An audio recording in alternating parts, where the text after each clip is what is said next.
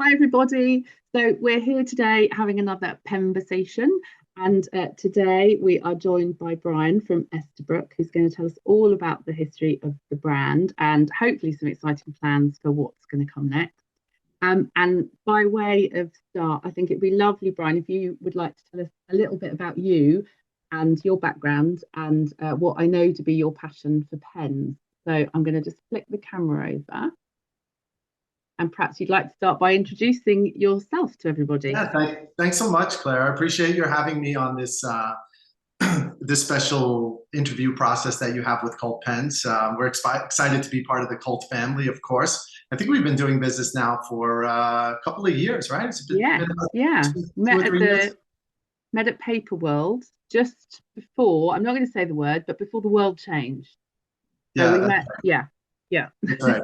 It was about the time that we started too. It was actually our Yes. first in the world. So, we were venturing out there into the export market. We started domestic, and then we went to Paper World, which has been the big event. I've been going to Paper World, I think, for like 25 years or so. And Wow. yeah, I'll speak a little bit about my history and why I was at Paper World when we just started this brand just 3 years ago. Yeah. Um, so I work for Kenro Industries. I'm now a partner in the company, and Kenro has been a U.S. distributor for luxury brands. We're celebrating 30 years this year. Oh, We congratulations. represent brands like Monte Grappa, Aurora. Years past, we had Omas, Schaefer. So we've kind of been experts in writing for many years. We started in a small office with Aurora pens, and then we expanded into some other products. So I started packing orders with Kenro, shipping orders, then delivering those orders to the store and actually helping them unbox them and merchandise. So I've been with pens in every facet for a number of years. And I'll tell you, we've always been part of the community. Like, pens is what we do. And we go to all the different pen shows. I don't know if you have them as much in Europe. I know there's a pen show in the UK. Yes. I was there in October. Yeah. But we have pen show pretty much every month. I think this month in September we're going to be at 3 shows. So we're going Oh, to be, wow. there's Boston, there's Orlando, there's Dallas. So we like to roll up our sleeves and get in there with the people and hear what they have to say about writing. Especially today where it's a little bit more difficult. There aren't as many pen stores around where you can go in and you can try that pen that you've been oogling on Instagram or in an email that you received. So it's kind of been this forum for people to get together. So with Kenro, we would go to these shows, we would put our ear to the floor to hear, what the community has to say about writing, what are their interests, and it's changed quite a lot, I have to say. Hmm. We would go to pen shows, and maybe 10 years ago, and I'd look over the crowd and I would say, ooh, this crowd is getting a little bit up in age. Like, what is this business going to mean a few years from now? And then things changed. Instagram started, Yeah. and you started to feel these communities form online of artists and people who have enthusiasm around writing. I'm sure you feel it too. Cult has a Yeah. wonderful core audience, a big community Yeah. that's thriving. You Yeah. have different activities. I watch them pretty closely. And so with that, we engaged immediately, and we did it through Kenro and Monte Grappa and Aurora, and we would have events, and we would be talking to people about the different products that we have. And we would even do we'd go to a pen show, and then we'd have like a pre-night event, and we would invite people in to see that new nib from Aurora. Aurora had this flex nib, and we'd say, come out and flex it. And we'd do all these different things to get people Amazing. excited about it, and we'd bring them together. And I remember even in Los Angeles, maybe 10 years ago, we had a product from Monte Grappa, and it was called the Mule. I don't know if you had the Mule at your place, but it was this copper pen. And we called it the Mule because there's the Moscow Mule, and they serve it in a mug. And Nice. so we said, let's do events around this. We have the pen show during the day, but we don't get to spend time with the people during the event. So let's do something after hours. And we would bring people in, and we had mugs with Monte Grappa's logo on them, and we would just give them out. And we would serve grappa, of course, because Monte Grappa is from Bassano del Grappa, and people like to have a little grappa. So Yeah. so they became these kind of community activities, and the Mule itself became this trophy that people wanted to have because they wanted to be attached to that sort of thing. So, Monte Grappa moves in their way. Aurora has their own agenda. They have their own marketing teams. And so we're just a distributor, just kind of sharing the thoughts of how we see things in the United States and what are the type of products that we can build to bring in new audiences and introduce them to pens. And we still do it today. We still are Kenro Industries, and we're still a great champion for their brands. But then we had the opportunity in 2018 to do something for ourselves. I mean, we don't have a big factory here in New York, but we are a marketing company first. We're a branding company, and we've been watching LVMH do it with Omas and Monte Grappa, who's got a very rich way in how they do things. Aurora, of course, their pens are fantastic. And we wanted to take a lot of the qualities of what we've learned over the years and build it into our brand and do it our way with an American voice. And when Esterbrook came available, we said, absolutely, let's do this. So I can say you saw me 2019 at Paper World. Yes. 2000 with a little booth and set it up as nice as we could and gave it our own personality. But the year before, we were there with a book, like this, a pen portfolio saying, yeah, we have this brand and we're going to be taking this thing global. Wow. How would you like to be part of it? And it wasn't very convincing, I'll tell you. But so we kind of had to beg distributors to come on board. Give us a chance. You know what we do. We've won awards as distributors for the United States through Monte Grappa and some of the other brands. So they knew that we are keen marketers and that something was going to come from it. So they gave us a chance. And now we fast forward to today, and we're selling Esterbrook in 36 different countries. We've grown the brand substantially. When we represent these other brands, we're going to distributor meetings and we're meeting other people, and we're becoming friends with the distributor from Germany and Spain and in the UK and other different markets. So we had those relationships and we were able to convince them. And now there's really been some good momentum around the brand. I mean, for us, it's always about, the artists, the community, and kind of peeling away the onion of the fountain pen community. We talk to people in the stationery industry, we talk to people in the writing industry, and we try to do things that engage with them, as a brand, as opposed to just selling that shiny pen. If you just do things, people take notice and hopefully they become attracted to the products.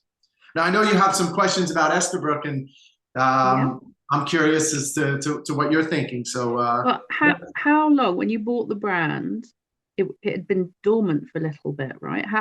Kind of resting, is that fair to say? Like, not much had been happening with it. Yeah, I could say that we in 2018 we were approached by a gentleman who had the company probably for 5 or 6 years. Right.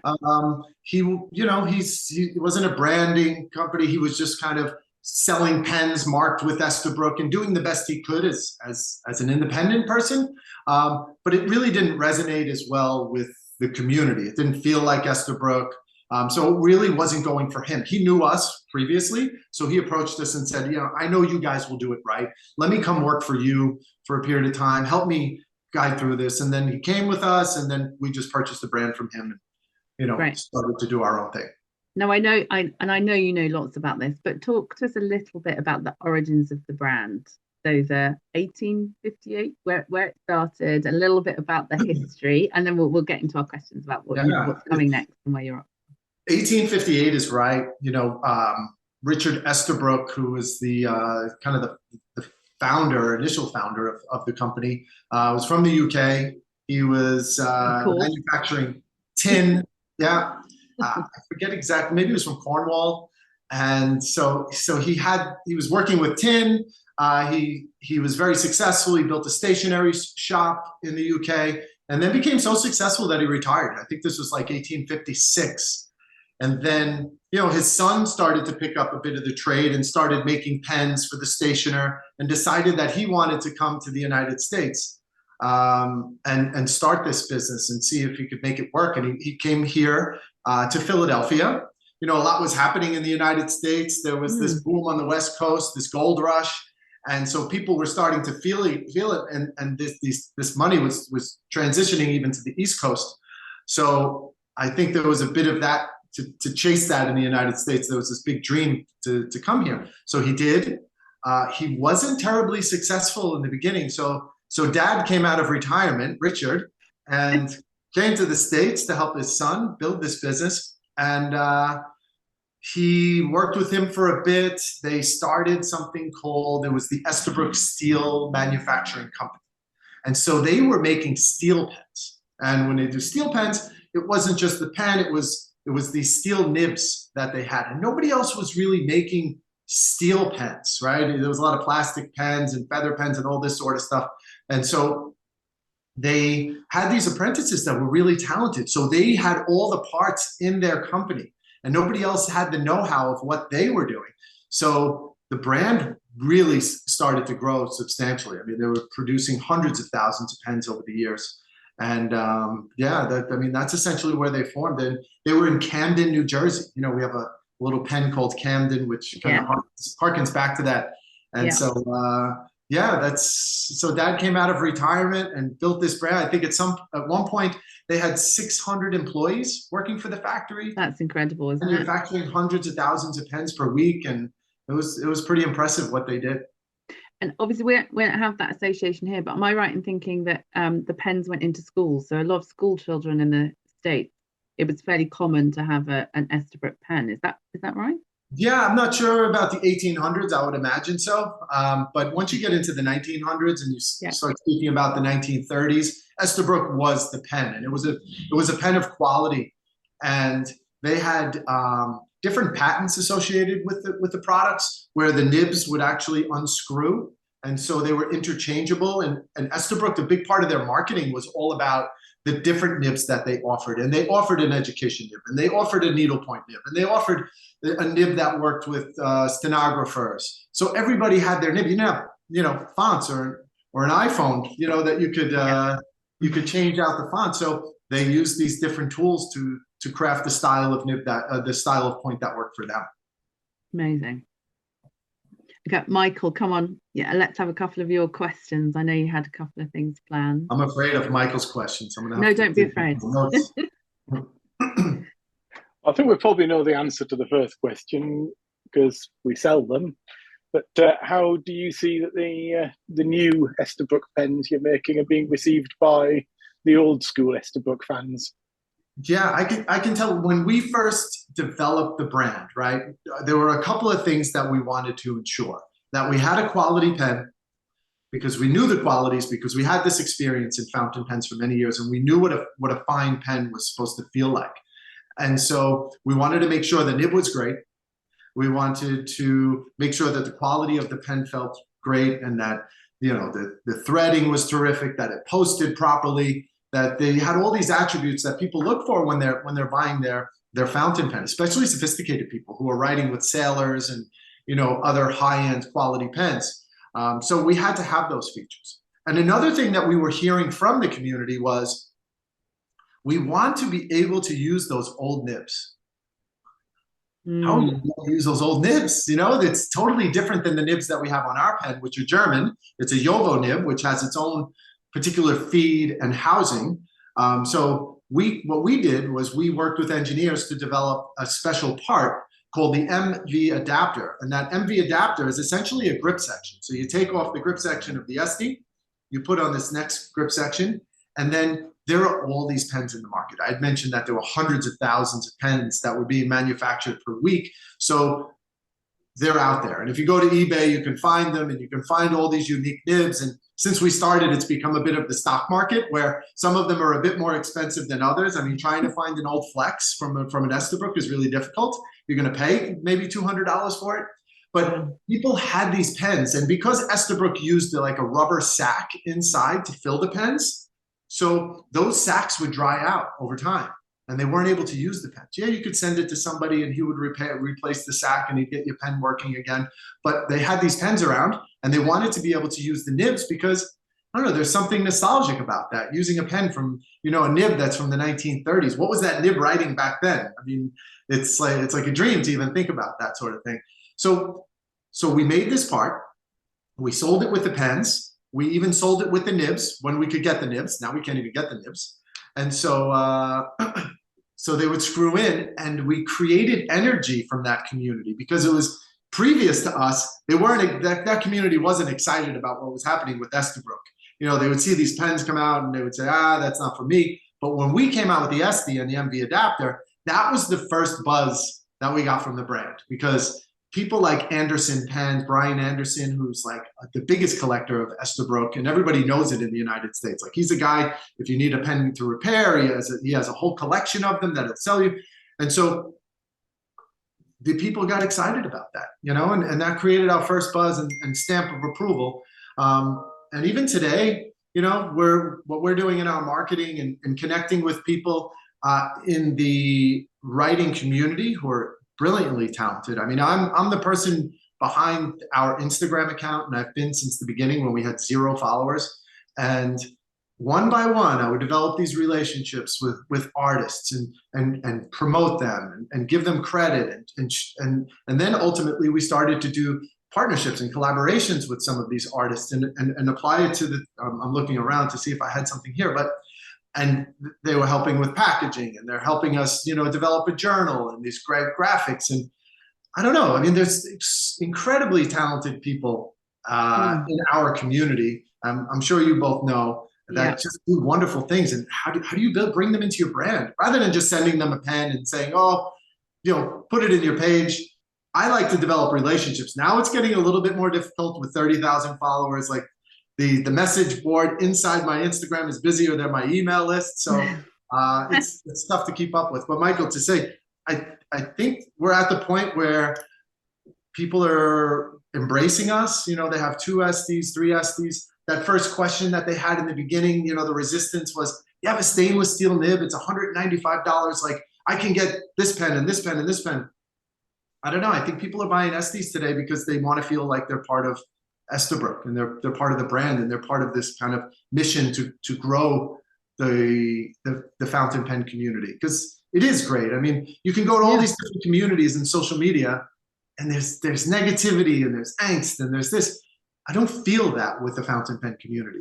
Like, there's a lot of love, there's a lot of empathy, there's a lot of just kindness. So it's absolutely.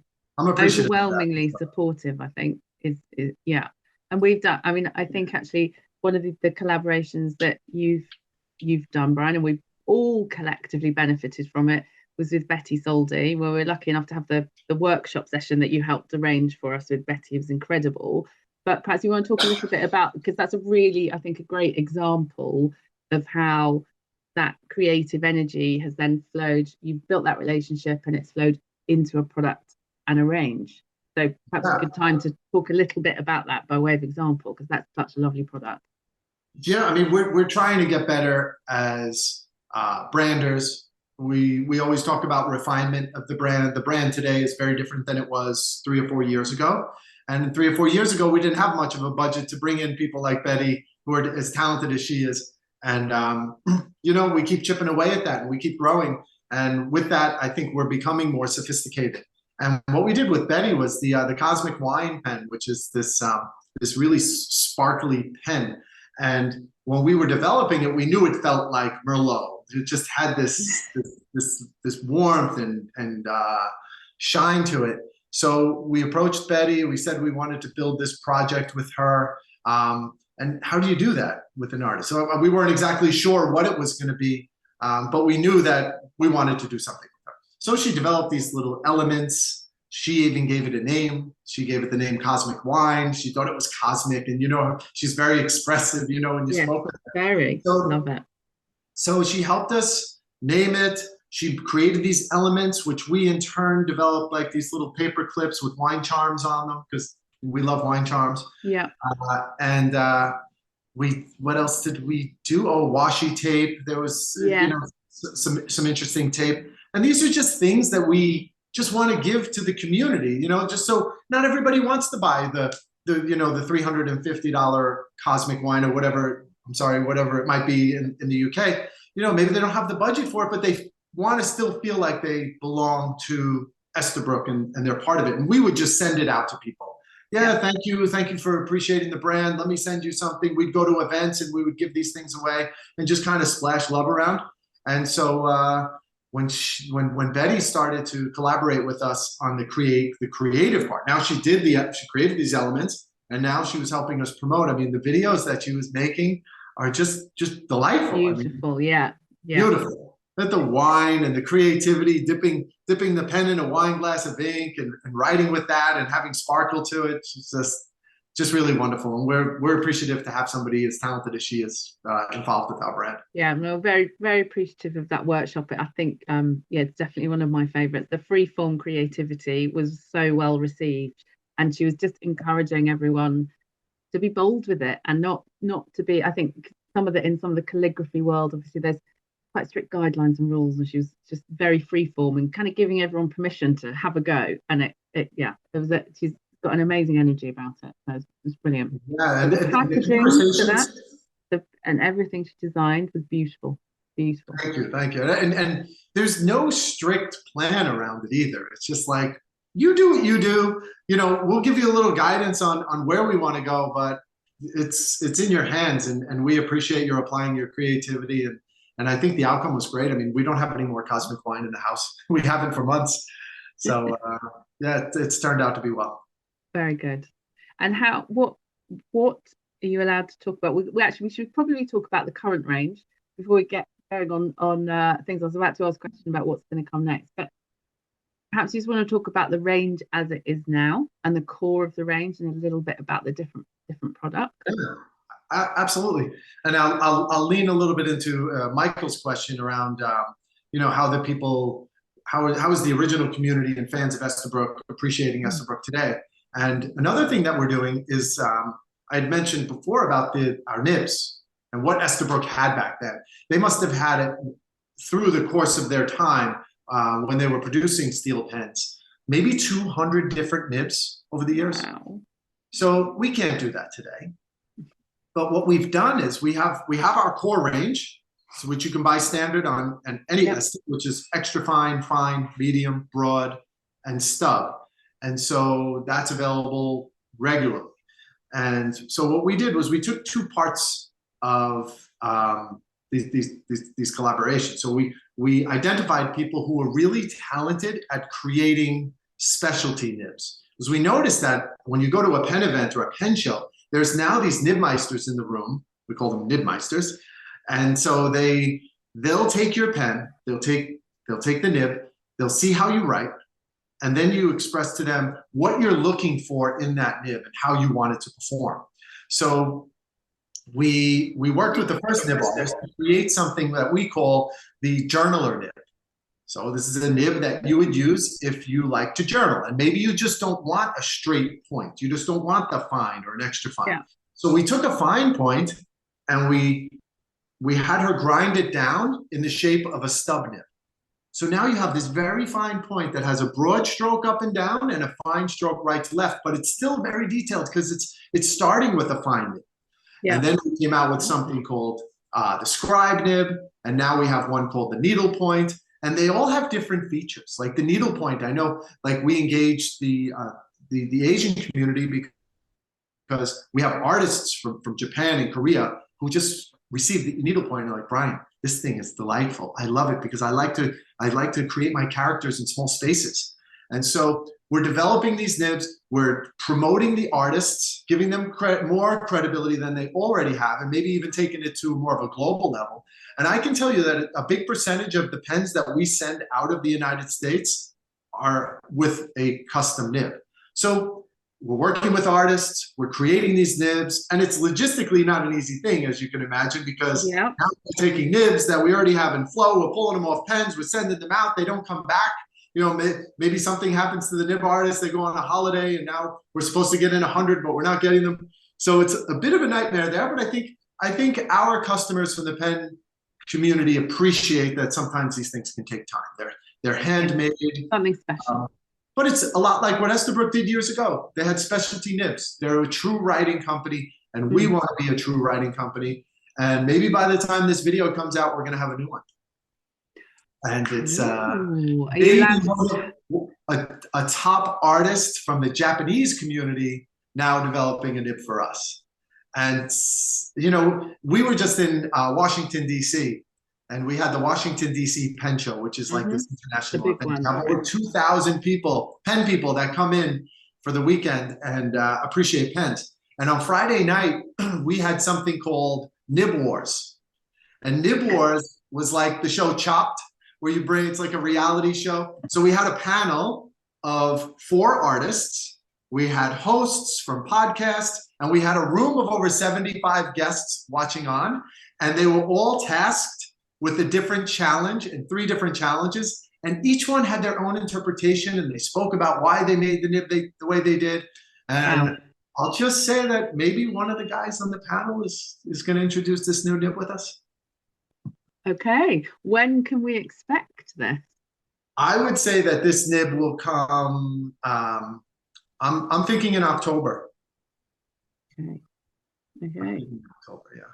So we're pretty excited about it because it's something different than any of the nibs that we currently have, and it's something that he's designed, and it's pretty fantastic. Michael, you're going to love it. We'll have to get you one. Intriguing. He will love it, I'm sure. Yeah, we call it the Techo nib, or he named it the Techo nib. So I believe Techo is journal in Japanese. So it has a different play than our current journaler nib. There's some different attributes associated with it, but it's really exciting. So wow, I'm looking forward to that. Okay. And he's a great collaboration because, you know, he has a podcast himself, and he's somebody who's coming into the industry on a global level and starting to bring attention to himself for the talents that he has. So we're happy to be part of what he does as well. Exciting time to have a collaboration then from both sides. Sounds like amazing. Michael, I think.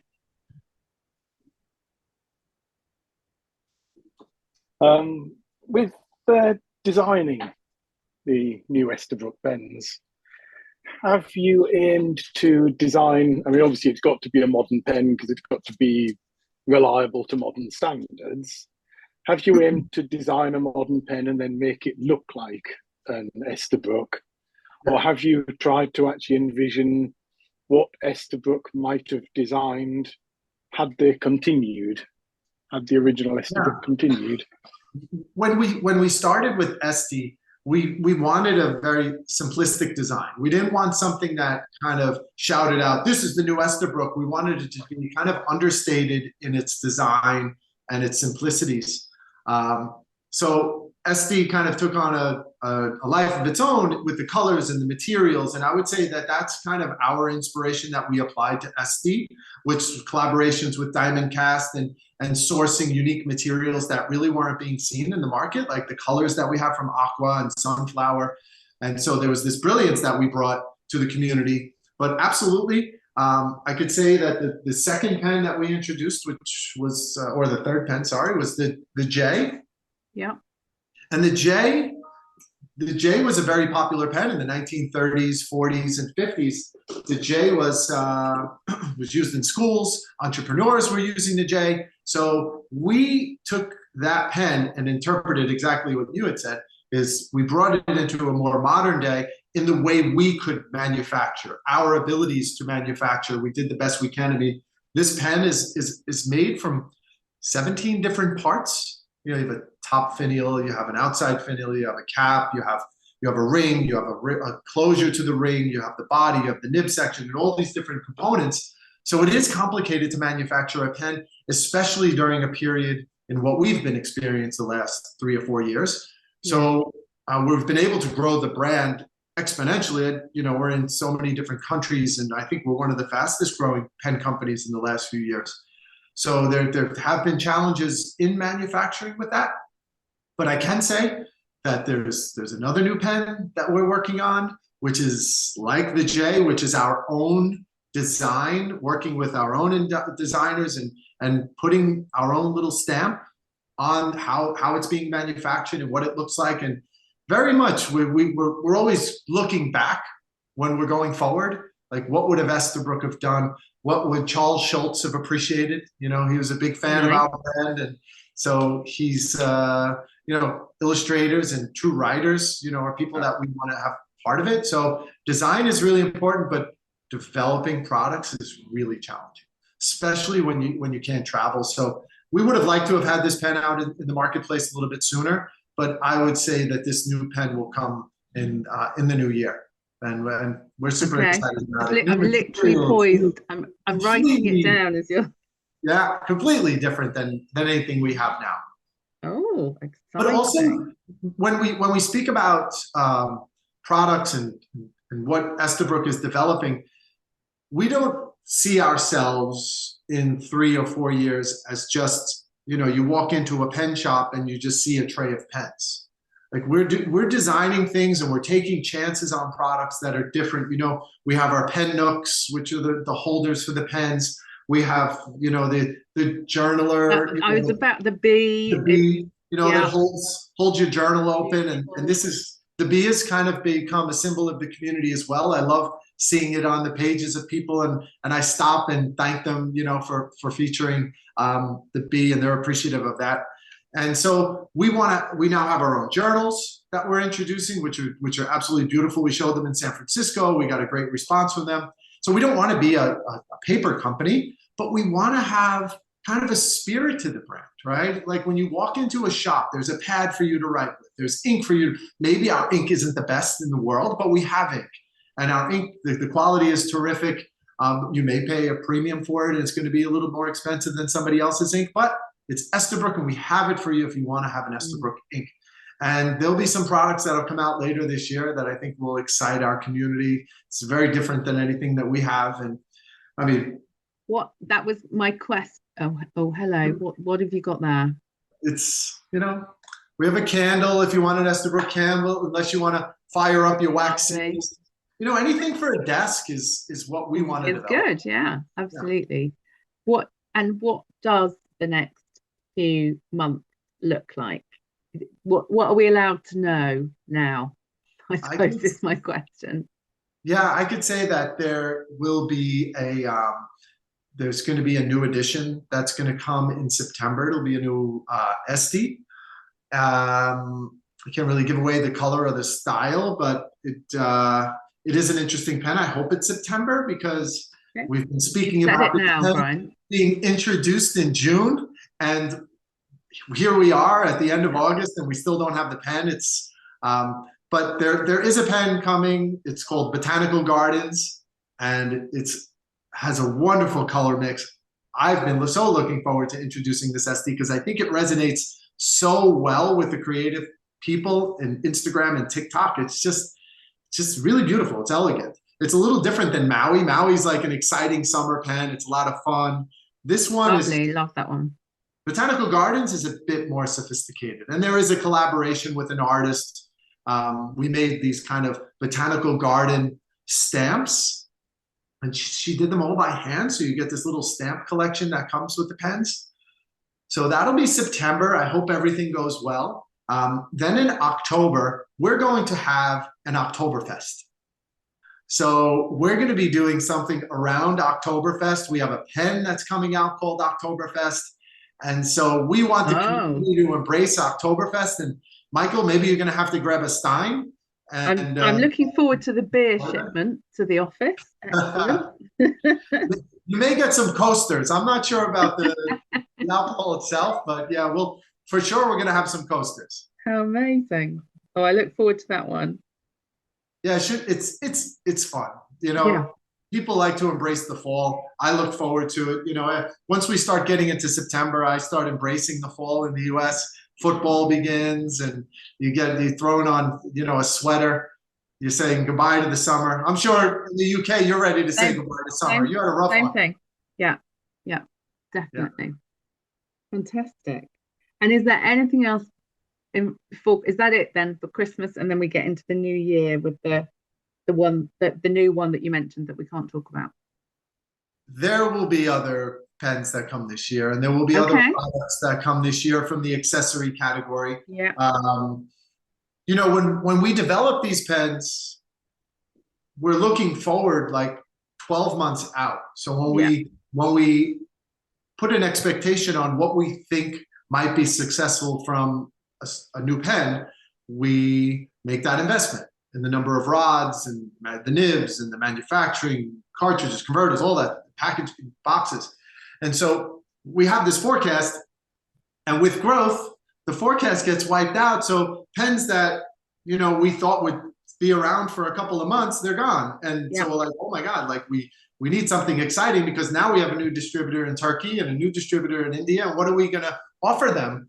Because now this one's sold out, Northern Lights is sold out, and Maui's going to be sold out. So we have to keep that momentum to bring in new partners and keep them excited about the brand. Fantastic. And are there any, so the Oktoberfest, is that a collaboration with anyone? Are there any more artist collaborations you can reveal anything about, or is it top secret? There will be collaborations around coasters. It's kind of like it's early in the stage, but I'm trying to work with artists in different countries to have coasters that represent Germany and the United States and Spain. And so I thought that could be fun. Maybe people want to collect them and say, hey, I want the coasters from this person or that person.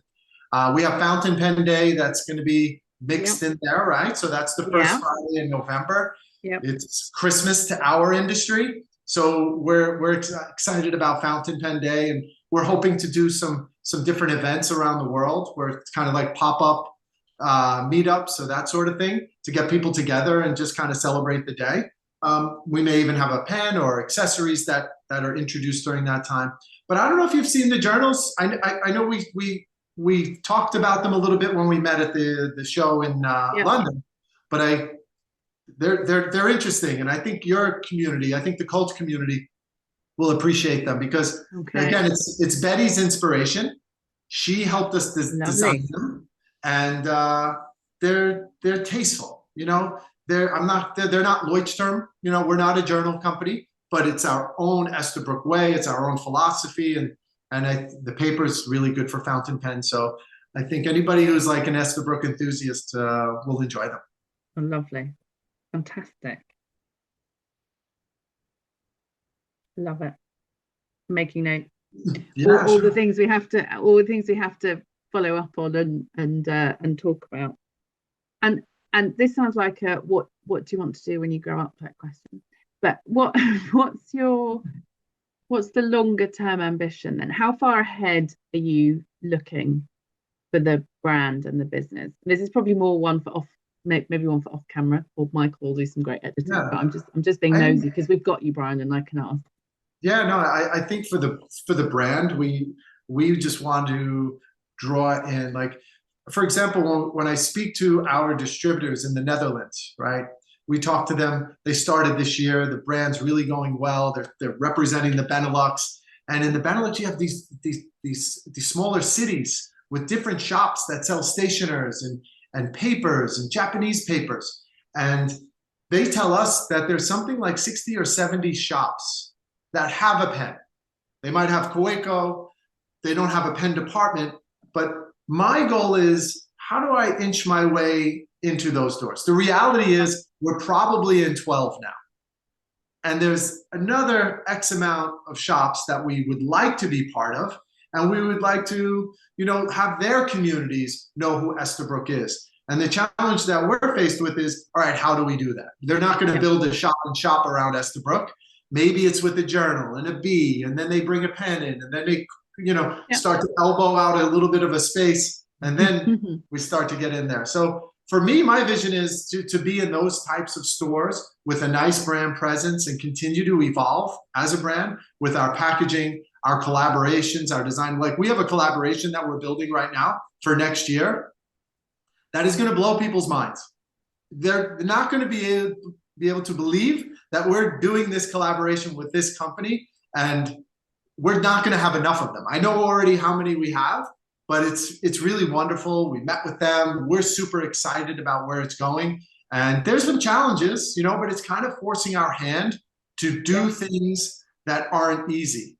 John F. Kennedy was part of our brand, right? He signed the agreement to go to the moon with an Esterbrook. And he said in his speech, September 12th, 1962, almost 60 years ago, we're doing these things because they're hard. not because they're easy. And this is why we want to go to the moon. And so we're doing things that are hard because the easy things are already done. The hard things are that's what's going to elevate our brand, to have a better knit, to have better packaging, to have more sophisticated partnerships so the writing community can get bigger. Like the writing community is big because Colt is doing creative things, because Goulet Pen's doing creative things, because Esterbrook is taking on new challenges. So I don't know where we're going to be 5 years from now, but I think we're going to look very different than where we are today. Love it. It's very exciting. I've already got a short list of who you might have collaborated with, but obviously you're not going to say anything. And we'll wait to hear. We'll definitely wait to hear more. I'm going to check in with Michael. Michael, did you have any other questions to ask? The only other thing I'd got down was that you're quite open publicly about being Kenro with the Esterbrook brand, rather than trying to sort of hide that and pretend you're still the original Esterbrook, which I think is probably seen as quite honest by the fountain pen fans particularly. They like to know who's really behind these things, and just wondered if that was an intentional thing to be open with people about that, or just how it happened to be. The United States knows. Like, if you're a retailer in the United States, and you sell pens, we've been selling you pens for 30 years. Like, they know who Kenro is. They know that we founded the Esterbrook. And that's why they gave it a chance, quite honestly. Because before then, they weren't even thinking about the nibs didn't perform the way they wanted them to perform. It didn't look like or feel like Esterbrook. So for us, we want to be open and honest. And I think there's something that comes with the idea that Kenro is behind this brand, that we are a writing company, and that we do have this experience, and that the expectation is that we will get better and better. And you know, these other companies are like family. I mentioned we're part of Aurora for 30 years. We're part of Monte Grappa, I don't know, for 20 years. And so we consider them family. Like, they're part of what we do. And we have other teams that do things. And I'm quite honestly still involved with some of the things that happen with Monte Grappa and Aurora. But we are a small business. It's still the pen industry. Like, we're not watches. You know, the pen industry is less than 1% of the watch industry. So we have to wear many hats. Yeah. I wear the Esterbrook hat pretty often. So, you know, I'm living, you know, a good percentage of my life, you know, trying to lead this brand. But now we have good partners, and the partners are great, and the business is wonderful, but it comes with more challenges. Yeah. Have our UK distributor always yelling at us, where are my nibs? Why can't I get this? Why can't I get that? But I guess we all understand, as long as our partners like yourself are growing their business, they'll endure some of the challenges that we're experiencing with things. I think it helps when the challenges they're not isolated, are they? We're all experiencing them in different ways within the business, and I think personally as well, with the way the world is right now. So I think that really helps, the understanding that everyone is suffering in different ways. And so it's going to be a challenge to travel now too. I looked for a flight to go to Germany just to be there for a few days, and it was $2,500 in October and November. Like, we're going to Zoom.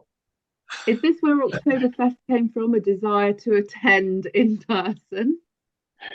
Yeah, I mean, it's nice to attend in person and go around and see the shops and get a feeling for, like, the Netherlands. Like, I can only imagine what the Benelux, what those shops look like. Like, I would love to go in there and see, and how do they market, and how do they do things, and what could we develop that would fall into their community and be interesting for them. Maybe it's not the SD Maui, right? Maybe this is a little bit too crazy for their culture. So what can we develop that would be embraced by them? And I think you need to travel to do those things. And I think you need to be in the store. We need to go to the Tokyo Pen Show in Japan. We need to go to India and see what's happening there, because they do it very different. So we will, but it'll take some time. Love it. I'm just wondering if Michael's ready to come work for us yet. No, you can't have him. A little busy here. It's pretty funny. When we were speaking earlier, you introduced him as the in-house pen geek, and we have Mr. Fountain Pen Day, who actually works here. So he started this thing Ah. what'll be 11 years ago, right? So he is the ultimate pen geek.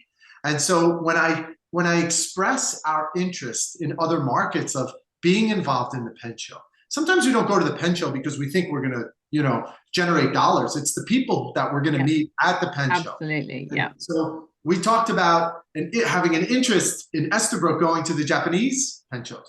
And the interpretation, the language barrier, it gets a little bit lost in translation. So he says, I don't know if it's the type of business that we want to be in. There are certain dealers that don't like the pen freaks. And I said, I think you mean geeks, right? Not freaks. Freaks. Freaks may not be the right word for that one. It's all good. Oh, he doesn't mind. We'll take it. He's had it all. Right. So, but yeah, Bryan, tell us a little bit about some of the limited editions that have come up this year and how that kind of works with the core range for Esterbrook. What we can expect.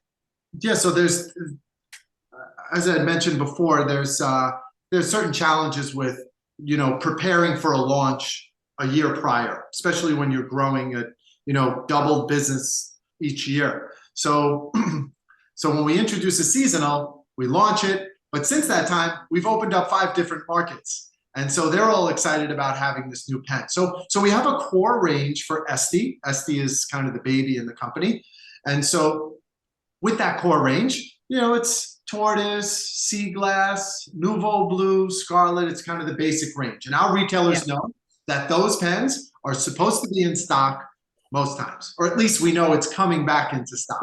We hope they're in stock the whole time, but yes, we get it. but then there are these seasonal pens that we introduce, like Maui, like I have people calling me for, even on the premium range, we like peacock or sunflower or these aqua, these exciting colors that kind of shock the community, and then they're gone. And we tell people like our UK distributor that they may have another second go at it. So give us your order and hopefully we'll be able to deliver that second part.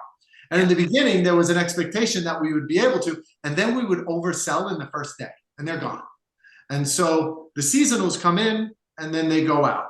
And I think our community appreciates that because there's brand equity in the pen.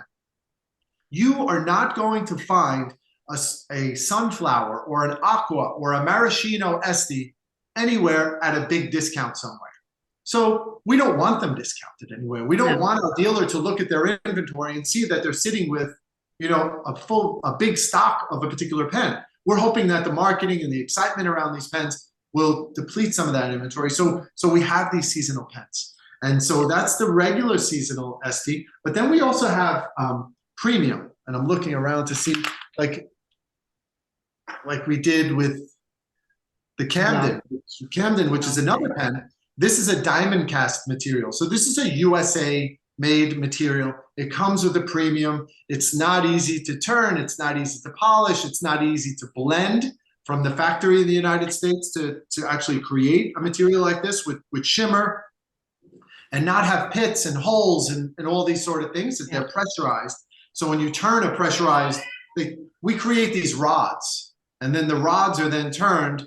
And so the quality of those rods have to be really good. And so fortunately, we're working with companies that produce rods of great quality, and then we get them to our factories that turn it and polish. So when we introduce a pen like this, like Gold Rush, like Peacock, like some of the prior ones, a lot of the same things are happening. Like we have an expectation on what it's going to be. We launched them. We're excited. We're hoping they're going to last for a period of time, and then they sell out. I think we're building as well. I'm sure Nikki feels it. So we might need a bit more. We might need, and the next one, perhaps we'll go a bit more. And each time it's building, which is really good testament to how the brand is building in the UK as well. I think so. We can see it, and we're kind of trying to get it. It's very difficult to predict. So it is, and it's difficult for us too because we're projecting out a year. Typically, I remember the guy from Omas used to tell me, Bryan, it's like making a baby. When you make a pen, it's like making a baby. It takes almost a year to produce a baby. There is some pain, but maybe not quite the same. I don't know if you caught don't know if you caught the Pen Addict podcast, I think it was a couple of weeks ago now. They talked about the Northern Lights Purple Alaska edition. Oh, is that so? They were quite convinced it looks more like purple cabbage, red cabbage. I think they may be right. Which I like that. Maybe I'll have Brad name my next pen.